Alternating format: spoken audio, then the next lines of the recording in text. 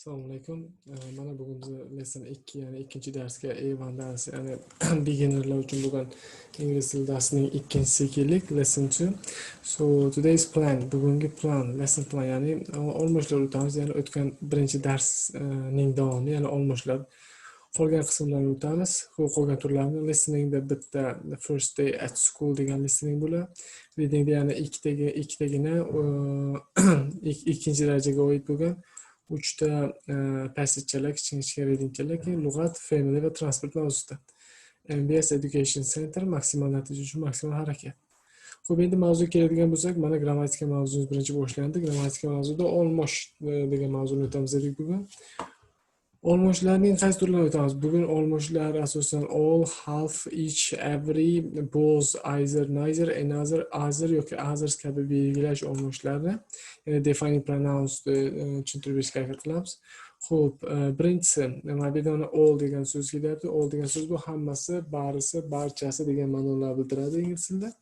Va ular ko'pincha o'zi aslida otdan oldin keladi, lekin o'zi ham ot bo'lib kelishi mumkin. Xuddi o'zbekchada hamma degandek, hamma odamlarimiz hamma deganimizdek, all ega bo'lib kelishi mumkin. Masalan, all are present, ya'ni hamma shu yerda. Bu ko'pincha maktablarda ishlatiladi.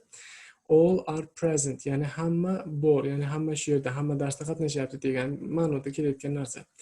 Xo'p, endi otdan oldin kelishi ham mumkin. Masalan, mana bunaqa all the boys are here, ya'ni hamma bolalar shu yerda. Demak, otdan oldin kelyapti. Ot, boys, ya'ni bolalar, endi o'g'il bolalar, hamma o'g'il bolalar shu yerda, ya'ni all the boys are here. Xo'p, all his children are here, uning bolalarining yoki uning hamma bolalari shu yerda. Demak, bu yerdan mana otdan oldin kelyapti. His children, uning bolalari otdan oldin kelyapti-yu, shu yerda anglashtiladiki, otdan oldin kelib turib hamma degan ma'noni bildiradi. Xo'p, olmosh, all degan olmosh hamma, barcha, bari va barisi degan ma'noni anglatadi. Xo'p, endi half degan so'z ham bor. Half degan so'z bu yerda yarim, yarmisi bor narsani yarim holatda, yarim qismi hisoblanadi. Half a loaf is better than none.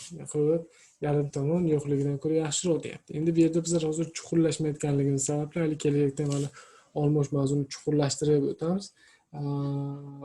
Keyinchalik hozircha bizlar boshlang'ichlar uchun shunchaki olmoshni o'zini, tarjimasini va unga doir bir nechta misollar ko'rsatib berishga majburmiz, chunki boshida hamma ham tez qabul qilib ketavermaydi. Xo'p, half a loaf is better than none, ya'ni otdan oldin kelyapti. Loaf, ya'ni bu nonda, nonning yarimta non bo'lyapti bu yerda. Xo'p, endi each degani har bir degani, esingizdan chiqarmang, har bir degani bu yerda mana har biri, har qaysisi. Xo'p, each summer they go to the country, ya'ni har yoz ular qishloqqa borishadi yoki qishloqqa ketishadi. Demak, har yoz, each esingizda chiqmasin. All degan so'zdan keyin kelayotgan har bir narsa ko'plikda, kesim ham, otam, mana ikkovi ham ko'plikda kelyapti. Halfdan keyin farqi yo'q, xohlasa birlik, xohlasa ko'plik. Nimaning yarmi deyishga bog'liqda. Siz ko'plikdagi narsalarning yarmi desangiz, shu ko'plik. Birlikdagi narsaning yarmi desangiz, birlik. Sanalmaydigan otning yarmi desangiz agar, masalan, u ham birlik hisoblanadi, birlikda kesim qo'yib ketaveradi. Xo'p, endi each bo'lsa agar har biri bo'lib turib, ichidan keyin har biri birlikdagi ot va birlikdagi fe'l keladi, kesim keladi. Masalan, each summer they go to the country bo'lsa har xo'p, har oy, har yoz ular borishadi qishloqqa. Demak, shu yerda to'plasangiz agar each degani har bir bo'lgandan keyin bittadan bo'ladi va summer degan so'z birlikda kelgan, s olgani yo'q. Xo'p, each of the students, ya'ni ofli birikma bo'lib turib ham kelishi mumkin. Mana ishdan keyin ofli birikma bo'lib kelib turishi mumkin. Faqat bu yerda qaranglar, agar of qo'ymoqchi bo'lsangiz, demak the artiklni qo'yishingiz ham kerak bo'ladi. Masalan, each of the summer bo'ladi yoki each of the students bo'ladi. Xo'p, endi qarang. Yana bitta farqi, agar of the bilan kelsa, agar o'sha ot ko'plikda. Mana bu yerda each summerda birlikdaki. Agar each of the summer bo'lganda, each of the summers bo'ladi, s oladi. Bu yerda each summer, bu ham each student bo'lish kerak edi. Xo'p, of the kelganligi uchun each of the students bo'ladi. Each of the students has own textbook, ya'ni ularning har bir talabaning o'z darsligi bor yoki talabalarning har birining o'z darsligi bor yoki ega deb aytib beryapti. Each one degani har biri degani, endi shu one qo'shimcha ma'no anglatishga ayni bitta yoki yakka ekanligini ko'rsatib berish uchun bu yerda. Xo'p, mana each one of the books is on the table. Ya'ni kitoblarning har biri stol ustida deyapti. Bu yerda aynan bitta ekanligiga immo ishora qilib urg'u beryapti. Every ham ich bilan bir xil, faqat ularning salgina farqi bor. Qanaqasiga? Masalan, ich odatda guruhning ichida, kichkina guruhning ichida, every esa son aniq emas, hajm aniq emas, guruh aniq emas. Xo'p, masalan, every student has its own. Endi mana bir-biriga sinonim bo'lganligi sababli mana ich bilan every ishlatiladi. Oddiygina farqchasi bor.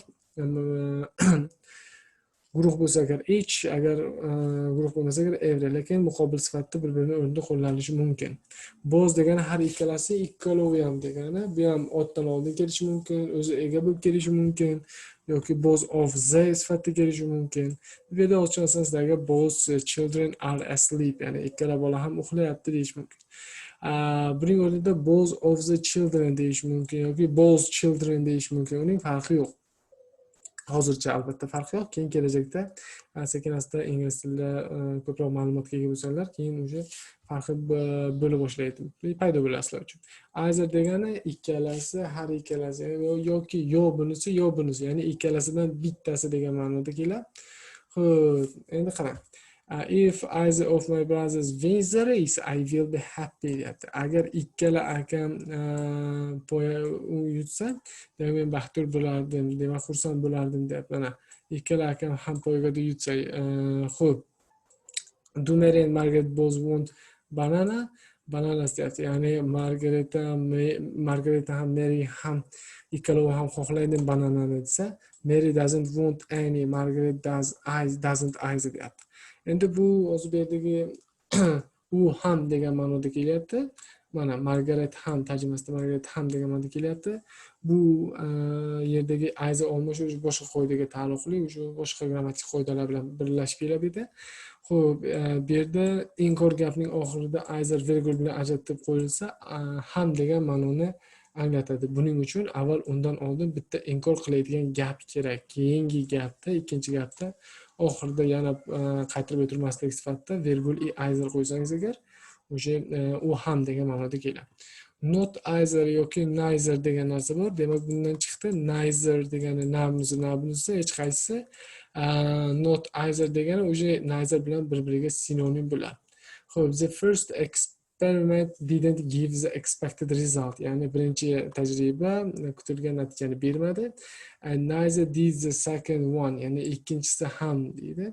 Endi bu yerda either bilan neitherning sal shakli jihatdan farqi bor. Hozir endi sal chuqurlashga majbur bo'lyapmiz. Agar either oxirida virgul bilan ajratib qo'yilsa, agar ham degani bildiradi. Neither esa ega va kesimdan oldin kelish kerak, yordamchi fe'l ham egadan oldinga chiqishi kerak. Hozircha bu qoida unchalik sizlarga muhim emas, lekin salgina bilib qo'ysanlar, ertaga kelajakda o'zinglar uchun foydali sifatida xizmat qiladi. Another degan so'z bor. Another boshqasi, boshqa bir, yana bir boshqasi degani bu qanday? Masalan, sizning ikki kalitingiz borki, yana bitta boshqa kalitingiz bormi? Demak, o'sha paytda yana boshqa bitta desangiz agar another key bo'ladi. Yoki bitta uyingiz borki, yana bitta boshqa uyingiz bor. Demak, another home bo'ladi, another house bo'ladi. Xo'p, another boshqa yana bir yoki yana bir degan ma'noda keladi. Ted is reading another book now. Ya'ni Ted hozir boshqa kitob o'qiyapti. Yana boshqa bitta kitob o'qiyapti. Xo'p, demak qo'shimcha yana bitta kitob o'qiyapti. Shu narsaga e'tibor berish kerak. Mana she wants another cup of tea. Ya'ni u xohlaydi yana boshqa bir chashka kofe. Ya'ni qo'shimcha bir chashka kofe xohlaydi. O'zi bittasini ichdi, yana bitta boshqasini xohlaydi. Shuning uchun qo'shimcha sifatida keladi another. Other esa boshqa degani. Boshqa qanday? Bu oxirgi qismda oxirgi qolgan hajm. Masalan, barmog'ingiz 5 ta bo'lsa, ikkitasi ketadi, ikkitasi aytsangiz agar, yana bittasi demoqchi bo'lsangiz agar another, qolganlari demoqchi bo'lsangiz agar other yoki others. Xo'p, bu yerda mana he really doesn't like other coffee. Ya'ni boshqa kofilar yoqtirmaydi, u boshqa kofeni yoqtirmaydi. Demak, qolgan barcha kofilarni yoqtirmaydi degan ma'noda aytilyapti. All other books are on the shelf. Qolgan kitoblarning hammasi, demak, qolgan qism, qolgan deb tarjima qilinadi. Boshqa qolganlar deyiladi. O'sha bu yerda tushunish kerakki, tugash qismi oxirgi sonlar qolyapti. Others degani, xo'p, others boshqalar o'sha bu yerda otlashib kelyapti. Others otlashib kelganda bundan keyin ot kelmaydi. Mana tepadagi misollarda otherdan keyin coffee kelyapti. Mana yana otherdan keyin books kelyapti, lekin mana bu othersdan keyin boshqalar deganda ot kelmaydi. Wait for others masalan, boshqalarni kutib tur yoki boshqalarni kuting debdi. Bu yerda o'zi boshqalarni deganda boshqa odamlar deyish kerak edi. Other people bo'lish kerak edi, other members bo'lish kerak edi, other masalan people bo'lish kerak masalanda. Xo'p, lekin bu yerda s olganligi sababli, ko'plik qo'shimchasini o'zi olayotganligi sababli otlar kelmaydi, ot tushib qoladi. Eslatma sifatida aytilishi mumkinki, deyapti, either va neither ko'proq teng bog'lovchi vazifasida keladi. Bu qoida sizlar uchun unchalik hozir muhim emas. Lekin bilib qo'yishinglar kerak. Either neither degan teng bog'lovchi bu qanaqasi? Masalan, ikkita otni bog'laydimi? Ikkita otni bog'laydimi? Demak, u paytda o'sha bir-biri bilan teng bog'laydi. Masalan, mana tepadagi misollarda Mary doesn't want any and Margaret doesn't either deyapti. Ya'ni Mary ham, Margaret ham yoqtirmaydi. Ikkovi bir xil. Ya'ni and bilan bog'lanyapti, teng bog'lovchi bilan bog'lanadi. First experiment didn't give the expected result and neither did the second one. Ya'ni birinchisi ham kutilgan natija bermadi, ikkinchisi ham kutilgan natijani bermadi. Bundan chiqdi, ikkalasi ham kutilgan natijani bermagan. Xo'p, o'zlik olmoshlari degan joy bor. O'zlik olmoshlari o'z degan so'zdan tashkil topadi o'zbekchada ko'pincha. Xo'p, ingliz tilida o'zlik olmoshlari reflexive pronouns deb aytiladi. Fe'l yoki predlog to'ldiruvchisi vazifasi gapning egasi. Bu qoidalar savslar tushunishinglarga qiyinchilik tug'dirishi mumkin. Buni hozir osonroq yo'lda tushuntiramiz. Xo'p, masalan, birinchi shaxsga myself deymiz. Ya'ni o'tganga masalan I dedik, my dedik, me dedik, mine dedik. Ular boshqa turdagi olmoshlar edi va bu yerda endi reflexive pronouns o'tayotganimiz sababli bugungisi myself, ya'ni mening o'zim yoki o'zim. Xo'p, ikkinchi shaxs yourself. Hammasiga self deb qo'shib ketamiz. Birlikdagilarga, ko'plikdagilarga selves qo'shib ketamiz. Masalan, yourselves, xo'p, themselves, xo'p, ourselves va boshqa selves. Xo'p, endi qaraymiz. Bunga qarasak, bu yerda ketyapti children. Misol, children is able to dress himself. Ya'ni the child is able to dress himself. Ya'ni bola o'zi kiyina oladi. Demak, o'zi kiyina oladi degan joyda himself bo'lib kelyapti. Bu yerda asosiy ma'no anglatayotgan, ya'ni dress degan fe'l asosiy ma'no anglatayotgan fe'ldan keyin kelyapti. Ya'ni o'zi bog'langan fe'ldan keyin kelyapti. The hunter accidentally shot himself in the foot. Ya'ni ovchi bexosdan accidentally, ya'ni bexosdan o'z oyog'iga otib qo'ydi. Ya'ni o'zi oyog'iga otib qo'ydi. Ya'ni o'zi otdi, boshqa kishi otgani yo'q.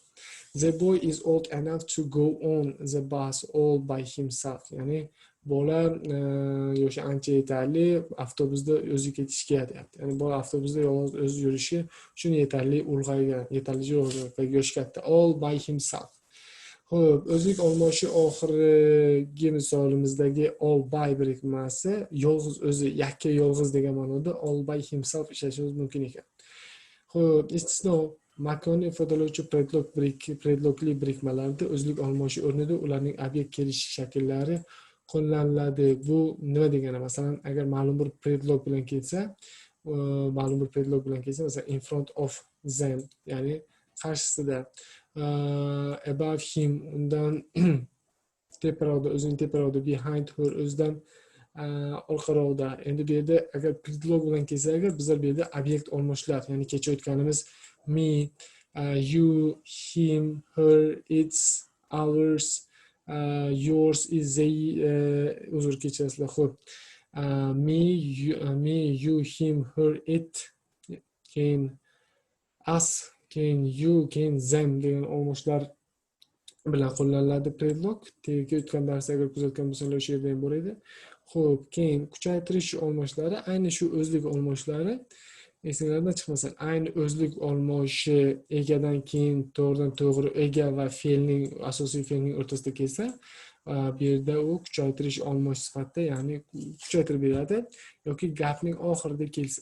Xo'p, masalan, the president himself spoke to us. Ya'ni prezidentning o'zi biz bilan gaplashdi, biz bilan gaplashdi. Xo'p, bizga gapirdi yoki the president spoke to us himself. Prezidentning o'zi biz bilan gaplashdi. Xo'p, mana bu yerda yana bir aytyaptiki, the drivers themselves were to blame for the accident. Ya'ni haydovchilarning o'zlari aybdor edilar nima uchun? Avtohalokat uchun. Yana bu yerda ham ayni o'zlari deb urg'u berib ketyapti. The dean himself visited the class. Ya'ni dekanning ayni o'zlari yoki o'zi bolalarni sinfni ichiga kirdi, sinfni oldiga kirdi degan ma'noda, tashrif buyurdi degan ma'noda kelyapti. Xo'p, agar birinchi shaxs olmoshi bilan ikkinchi shaxs olmoshi yoki uchinchi shaxsdagi ot yoxud olmoshni biriga qo'llash kerak bo'lsa, birinchi shaxsda kuchaytirish olmoshi gapda qolgan ikkala olmoshga tegishli ekanini ko'rsatish uchun ikkala olmoshdan keyin keladi. Agar ikkinchi shaxsdagi olmosh bilan uchinchi shaxs yoki shaxs ot yoki olmoshni ishlatish kerak bo'lsa, ikkinchi shaxs. Xo'p, buni endi qanday tushunish mumkin? Masalan, mana qarang. Dawn and I found ourselves wandering through the building looking for the right classroom. You and Paul lost control of yourselves at the party. Xo'p, bu qanday? Agar siz ikkita ot agar ikkita ot qo'ysangiz yoki ikkita olmosh qo'ysangiz, o'shaning masalan ikkovini ham birga deb qo'llamoqchi bo'lsangiz, masalan Don bilan I o'sha bu biz bo'lamizmi? Ya'ni Don bilan men, ya'ni biz bo'lamizmi? Ya'ni bizlar o'zimiz demoqchi bo'lsak, mana o'zimiz deyishimiz kerak, ourselves. Agar you and Paul lost control of yourselves deyapti. Ya'ni siz va Paul nazoratlaringizni yo'qotdingizda, o'sha yourself bo'lishi kerak. Bundan chiqdi nima? N bilan bog'lanalayotgan ikkita eganing umumiy ma'nosidan kelib chiqib, bu yerda ourselves yoki yourselves qo'yish mumkin. Sizlar bo'lsa, o'sha sizlarga qarab ketsa olmoshlar yoki ismlar, demak yourself. Ularga qarab ketsa, o'sha themselves bo'lish kerak. Xo'p, endi ketdik. Some, any, no bo'lyapti. Some, any, no degan olmoshlarga kelyapmiz. Xo'p.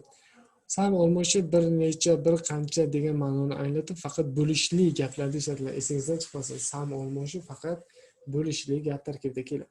There are some books on the table. Ya'ni bu yerda bir nechta kitoblar bor. Stol ustida bir qancha kitoblar bor deyapti. Demak, some otdan oldin kelib, bir nechta bo'lib dara gaplarda qo'llaniladi. Somedan keyingi ot shakli ko'plikda kelishi kerak. Masalan, some books deyapti bu yerda.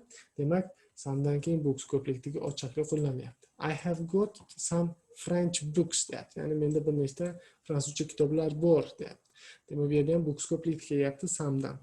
Keyin, xo'p, any olmoshi bo'lishsiz va so'rov gaplarda some o'rnida ishlatiladi.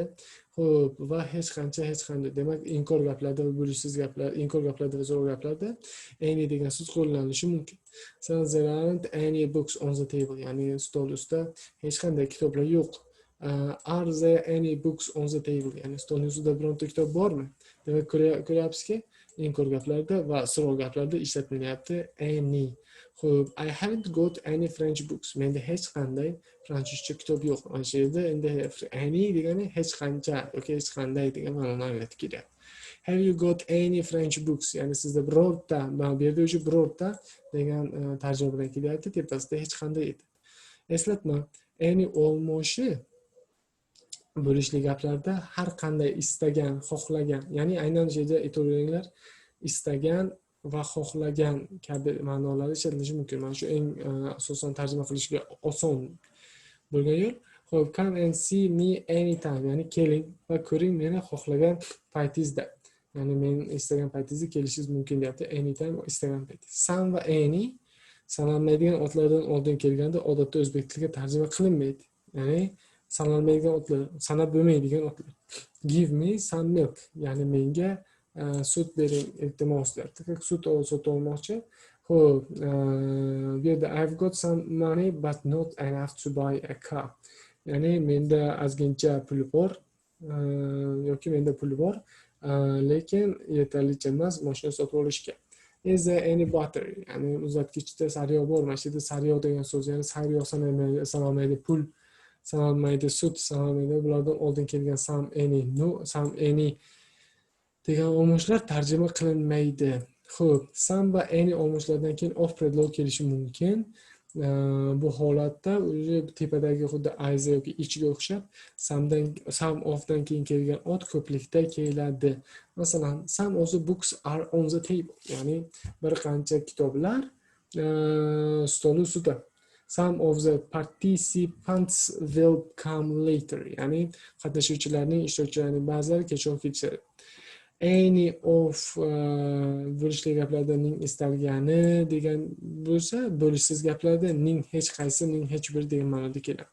Any of these books will do deyapti. Ya'ni shu kitoblarning qaysi biri bo'lsa ham bo'laveradi. Ya'ni xohlaganingiz to'g'ri keladi deyapti.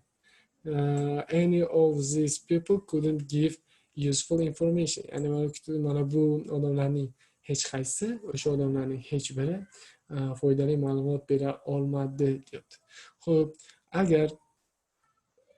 Xo'p, mana agar so'roq gap orqali biror narsa taklif qilinsa yoki so'ralsa, any emas some deyiladi. Demak, some'ni tepada aytdik, so'roq gaplarda ishlatilmaydi dedik. Endi some'ni so'roq gaplarda ishlatish mumkin ekan. Qay holatda? Taklif berayotganda ko'pincha aytiladi would degan so'z, would like degan so'z bu yerda asosida qo'llaniladi. Would you like some coffee? Ya'ni sizga kofe ichish xohlaysizmi? Demak, sizga kofe olib kelib beraymi deb taklif beryapti-ku. Shuning uchun bu yerda some degan olmosh qo'llanishi kerak. Xo'p, would you like some cheese? Ya'ni sizga ozgincha sariyog' kerakmi yoki pishloq kerakmi? Kechirasizlar, pishloq kerakmi desa, demak bu yerda some so'roq gaplar bo'lishiga qaramasdan some qo'llanilyapti. Could you lend me some money? Ya'ni siz menga ozgincha pul jo'nata olasizmi? Demak, some money bo'lyapti. Menga qarzga pul bera olasizmi deb. Xo'p, no olmoshi faqat bo'lishsiz gaplarda not any o'rnida ishlatilishi mumkin. Xo'p, demak, inkor gaplarda qo'llaniladi. There are no books.